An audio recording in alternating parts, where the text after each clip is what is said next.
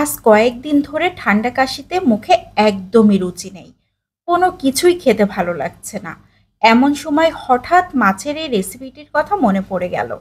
ঝটপট ফ্রিজ থেকে একটা তেলাপিয়া মাছ বের করে ছুরি দিয়ে মাছের গায়ের অংশটা খুব ভালোভাবে কেটে নিলাম, যাতে মশলাগুলো খুব ভালোভাবে ভেতরে ঢুকতে পারে।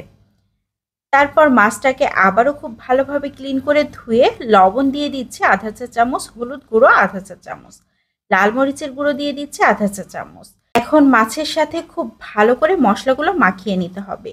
আমি যে অংশগুলো কেটে কেটে নিয়েছিলাম আঙুল দিয়ে, তার মধ্যেও এই মশলাগুলো ঢুকিয়ে দিতে হবে। তো মাখানো হয়ে গিয়েছে। এখন নিয়ে নিয়েছি দুইটা আলু। দুইটা আলু বেশ একটু মোটা মোটা করে কেটে নিয়েছি। আলুগুলোকেও একই মশলা দিয়ে খুব ভালোভাবে মাখিয়ে একটা সাইডে রেখে দিচ্ছি। চুলাতে একটা প্যান বসিয়ে দিয়েছি, সেখানে 3 টেবিল চামচের মতো সরিষার তেল দিয়ে দিচ্ছি। এখন যে মাছটাকে মাখিয়ে রেখেছিলাম সেই মাছটাকে দিয়ে দিয়েছি। আলুগুলোকেও একে একে দিয়ে দিয়েছি। এ পর্যায়ে দিয়ে দিচ্ছি পেঁয়াজ। আমি এখানে দুইটা পেঁয়াজ মোটা মোটা করে কেটে নিয়েছি। পেঁয়াজগুলোকেও একে একে দিয়ে দিয়েছি। কয়েক কোয়া রসুন নিয়ে নিয়েছি, রসুনগুলোকেও দিয়ে দিয়েছি। কাঁচা মরিচ নিয়ে নিয়েছি 6-7টা, মরিচগুলোকেও দিয়ে এখন ঢাকনা দিয়ে ঢেকে রান্না করব 5 মিনিট। 5 মিনিট পর সব কিছুরই একটা সাইড খুব ভালোভাবে হয়ে গিয়েছে। এখন উল্টে দিতে হবে। মাছটা তো একটা অংশ খুব ভালো মতো হয়ে গিয়েছে, আলুগুলোও হয়ে গিয়েছে। আবারও ঢাকনা দিয়ে ঢেকে রান্না করব 5 মিনিট।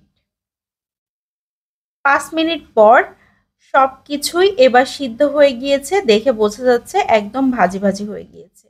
এ পর্যায়ে আমি পেঁয়াজগুলোকে উঠিয়ে নিচ্ছি, তারপর রসুনগুলোকেও উঠিয়ে নিব। যেগুলো ভাজি হয়ে গিয়েছে সব কিছুই একে একে উঠিয়ে নিতে হবে। এখন আলুগুলোও খুব ভালোভাবে সিদ্ধ হয়ে গিয়েছে, ভাজি হয়ে গিয়েছে, আলুগুলোকে উঠিয়ে নিচ্ছি। মাছটা আরও একবার উল্টিয়ে দিতে হবে।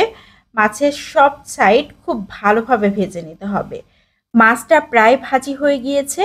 এ পর্যায়ে আমি বেশ কয়েকটা শুকনা মরিচ দিয়ে দিচ্ছি। এ পর্যায়ে মাছটাকে উঠিয়ে নিতে হবে। তো মাছটা উঠিয়ে নিচ্ছি। আর যে মরিচগুলো দিয়েছিলাম শুকনা মরিচ, এই মরিচগুলোকে বেশ কিছুক্ষণ নাড়াচাড়া করে খুব ভালোভাবে ভেজে নিচ্ছি। মরিচগুলো ভাজা হয়ে গিয়েছে, এখন মরিচগুলো উঠিয়ে নিয়েছি। সব কিছুই আমি উঠিয়ে নিয়েছি, মোটামুটি ঠান্ডাও হয়ে গিয়েছে। এ পর্যায়ে মাছের কাঁটাগুলো বেছে নিতে হবে। তো আমি কাঁটা চামচের সাহায্যে মাছগুলোকে ছাড়িয়ে নিচ্ছি। আর তেলাপিয়া মাছে খুব বেশি কাটা হয় না, এজন্য বেছে নিতে সুবিধাই হয়। তো শুকনো মরিচ নিয়ে নিয়েছি বেশ কয়েকটা, যে কাঁচা মরিচগুলো ভেজে নিয়েছিলাম সেগুলোও নিয়ে নিয়েছি। কাঁচা পেঁয়াজ কুচি নিয়ে নিয়েছি। এখানে আমি 3 টেবিল চামচের মতো লবণ দিয়ে দিয়েছি আধা চা চামচ। এখন সব কিছু খুব ভালোভাবে মাখিয়ে নিচ্ছি। মরিচটা অবশ্যই বুঝে নিতে হবে, যে যেমন পছন্দ করেন ঠিক সেভাবেই। আর যদি কেউ কাঁচা পেঁয়াজটা পছন্দ না করেন সেক্ষেত্রে সামান্য একটু ভেজে নিতে পারেন। তো আমি ভাজি করা পেঁয়াজ রসুনগুলোকেও নিয়ে নিয়েছি। পেঁয়াজ রসুনগুলো খুব বেশি চটকে চটকে মাখাবো না, হালকা করে পেঁয়াজের সাথে মাখিয়ে নিব। এখন নিয়ে নিয়েছি আলু। আলুগুলোকেও খুব ভালোভাবে এই পেঁয়াজের সাথে মাখিয়ে নিতে হবে। আলুগুলো এত সুন্দরভাবে সিদ্ধ হয়ে গিয়েছে আর ভাজি হয়ে গিয়েছে, খুবই সুন্দর একটা স্মেল বের হচ্ছে। এ পর্যায়ে মাছগুলোকে নিয়ে নিচ্ছি। মাছগুলোকে নিয়ে একইভাবে মাখিয়ে নিতে হবে। বেশ একটু সময় নিয়ে মাখাতে হবে, তাহলে সব কিছু খুব ভালোভাবে মিশে যাবে।